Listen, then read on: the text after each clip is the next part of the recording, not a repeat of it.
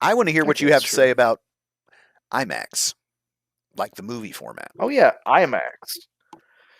So, if you aren't aware, the Odyssey is out in theaters.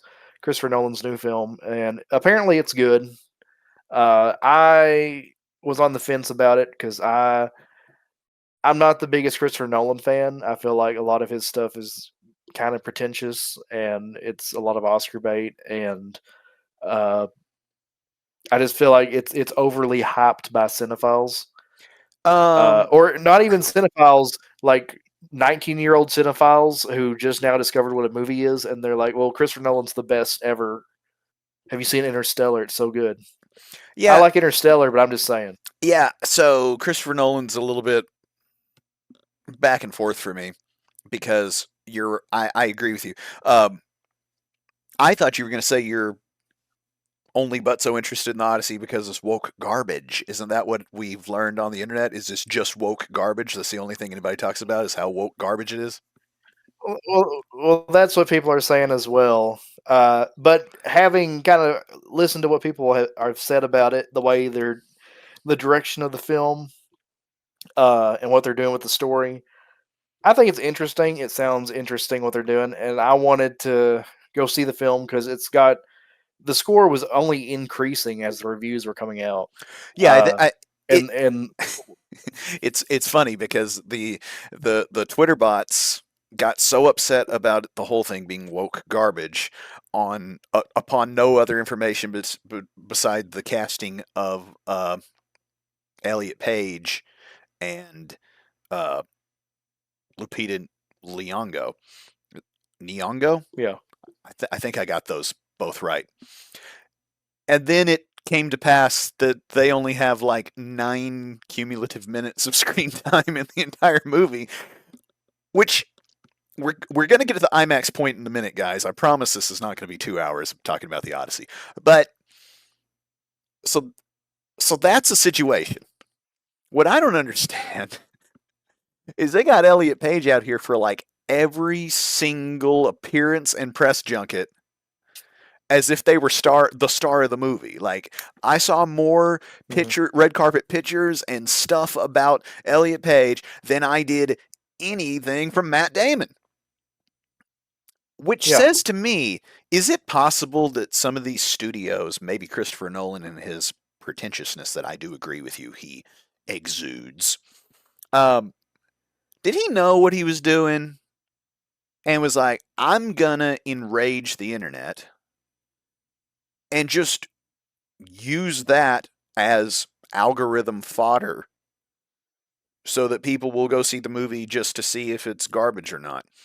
Is that possible? Because that seems crazy. Basically, It's what possible, but that sounds that is so much controversy and just negativity to invite for what turns out now that the movie's out and we know that the two of them, if you have a problem with them, which look, I got no problem with Lupita Nyong'o, no problem. She's been excellent in everything I've ever seen.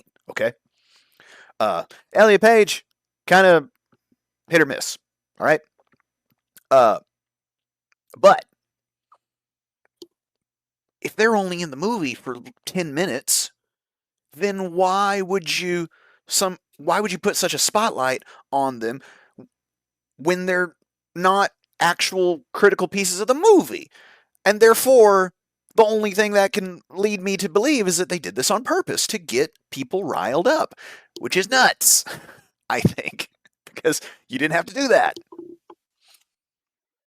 Uh, I kind of feel like it's a chicken and the egg situation, to where I'm not sure how much of the Twitter bot controversy fed into itself, creating a situation to where these actors then had to become prominent in the marketing as a pushback to these kind of discussions, being like, well, we're gonna show you, and we're gonna be front and center in this movie push to counter these voices that are going on. I feel like maybe that's what's going on, because without the near constant posting about the movie, and how woke it is and what's wrong with it. I feel like that's created its own energy and maybe propelling these actors and actresses forward uh, more into the limelight because they have a lot more uh, they have a lot more pressure on them So from so being so you're exposed more. so you're saying there's just a vicious cycle that we are incapable of escaping, because that doesn't Yeah, sound like much fun.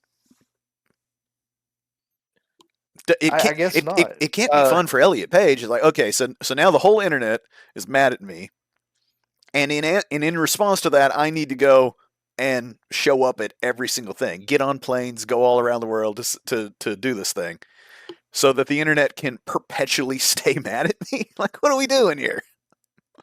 Like, at some Well, point, at and some point, you want to be Tom Cruise and just cash the check and go back home, right? how much of it is even, and we're not even talking about the IMAX ratio We yet. haven't even How got to that much of yet. that is how much of the thing is that they just happen to be at the red carpet event? They just so happen to be part of this press tour, but because they're there, we're only seeing coverage of them due to everyone else focusing on them. Because Matt Damon, he could be at these events, he could be giving interviews. He was on Live with Kelly and Mark the other day, pushing the movie, but no one cares because he's Matt Damon. He's not the controversy. Right. No, that could be He, too. That could be. I can't imagine there was any time there was anywhere in the world that this movie was having a red carpet that Matt Damon was not also at with and Elliot Page was there as well. I don't know. It's strange. But you had a point that had nothing to do with that controversy. I just like pointing out when we get chopping it up about stuff and the internet is big mad, I like to examine if they're actually real people. Real people that have thought about anything, right? So if you guys are listening and you wonder why is Shane even bringing this up, that's why. Because I like to study if these people that are mad have actually thought for 15 seconds about what they're mad about, or if they just like to spread vitriol on the internet. yeah. But you've got a problem with IMAX. I don't know if I have a problem with IMAX. I have a problem with this film specifically in its distribution. So the film is shot on, I believe, IMAX 70 millimeter film, which is fine and good, but 1:43 there's aspect only ratio. yeah, All, massive picture. But the problem, go ahead. Go ahead. okay, there is maybe even the fingers on my hand that many theaters that you can go and see this movie in its true aspect ratio as Christopher Nolan intended during creation. Uh, Now, if you're a person that has to go to a regular movie theater to see this film, like me, you're presented with the issue that you will only be seeing a cropped photo or a cropped piece of film. You won't be seeing the whole picture. So you are actually missing out. And I have seen, I don't know if they're true or not, but I have seen side by side photos of what you're missing. And it looks horrible. It is the return of the VHS pan and scan for home video with the full screen. It is cropping off the tops of heads. It is messing with framing. It's horrible. And So, I wanted to see this film, and now I feel like there's no way for me to see this film yeah, in good judgment. it's funny because I just recently saw a stat. There are 41 IMAX theaters of this scale, because there are plenty of IMAX theaters, but the particular ones that can do the 70, right, or is it 73 Yeah, millimeter film, the biggest film that I think it's IMAX seven. does. Okay, there are 41 in the world. Yeah, 21 of those, I believe, is what I saw, are in the United States. That is not many. We have an IMAX no, theater in Memphis, Tennessee. It does not, I believe, it is not one of those 21 that can do the no. big film. It can do the middle. There's a middle They're version, which is less cropped. yeah, Um, Now, Austin, here's my thing. You mentioned the pan and scan from where we took Uh huh. your letterbox, 9 by 16 or whatever widescreen movie thing, whatever the actual cinema aspect ratio is. I could get some numbers wrong here, but follow me, folks. Um, and they brought it down to like that 4:3 old school CRT square TV. Our older listeners will Yeah. remember when TVs were square, right? And you'd get these crazy looking edits and shots where they had to take something that was obviously a very wide panoramic looking shot, and they're like, well, we're going to take this box out of it. So it could be a close up on two people talking. You get one person talking, and then they just move it over for the other person to talk. And you end up, rather than two people really feeling each other, you got bop, bop, bop, bop, bop, back and forth. Yeah. That was to get a widescreen onto a square screen. Do you know the aspect ratio for this giant IMAX film? Oh my gosh, I don't. 1 by 43. It is way closer to square than it is wide. Yeah. So we are so close to the IMAX just being 4:3 aspect ratio again that you could about get a better version of the movie if you rolled in the old TV cart and put it on. It would be tiny, which IMAX, the whole Hmm. thing is it's big, right? Yeah. However, the snake has ate its tail where you would get more of the shot in standard def 4:3 than you would at the movie theater with regular widescreen or at your house on your new 4K widescreen TV. and here's the real comedy, Austin. You know what we need to capture these IMAX movies? We What? need to go back to the days, and look, we're going way back now. Because you're in TV and you're in television production. But listen up, old folks who are old like me, our listeners. Do you guys remember when you had two versions of the VHS that you could buy? And let's be honest, most people got real mad when they picked up this one. Ye old letterbox. What was the letterbox? Hmm. This is a 4:3 cut of the movie that was widescreen. Except all this. But Shane, you just said the TVs used to be square. That's right, I did. What they would do, they'd give you black band at the bottom, black band at the top. Little bitty viewing area. You'd have to watch that thing. Hmm. I'm up close to the camera again, because this is how you'd have to watch the letterbox. Because your TV was like 28 inches. And we just cut, what, 30% of the screen off the top and bottom? But then here's what's even funnier.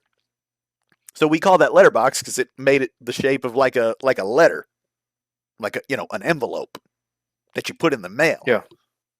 Young listeners.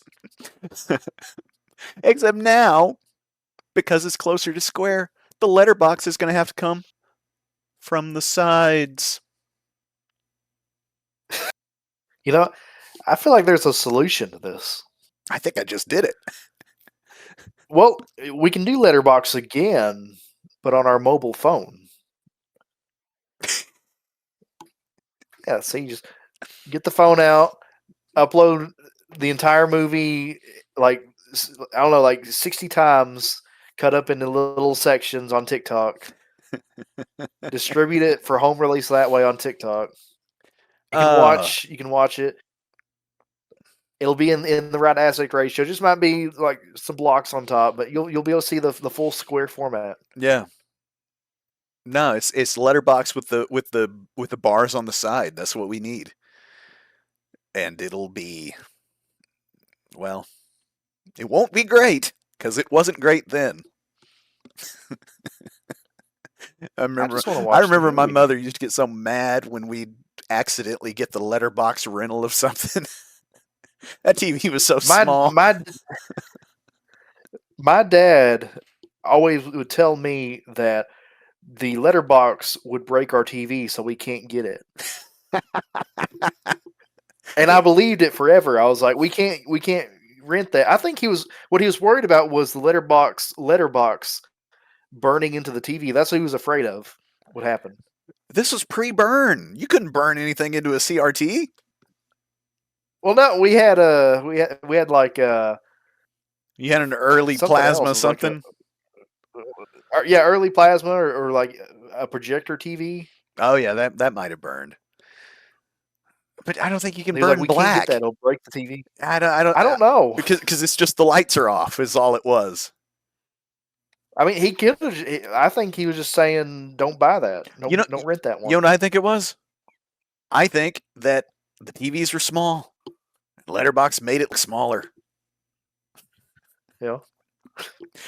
On that bombshell that we need to bring back Letterbox, but now on the sides to watch our IMAX only films so that we don't get cheesy pan and scan. Thank you, Christopher Nolan, and your strange marketing.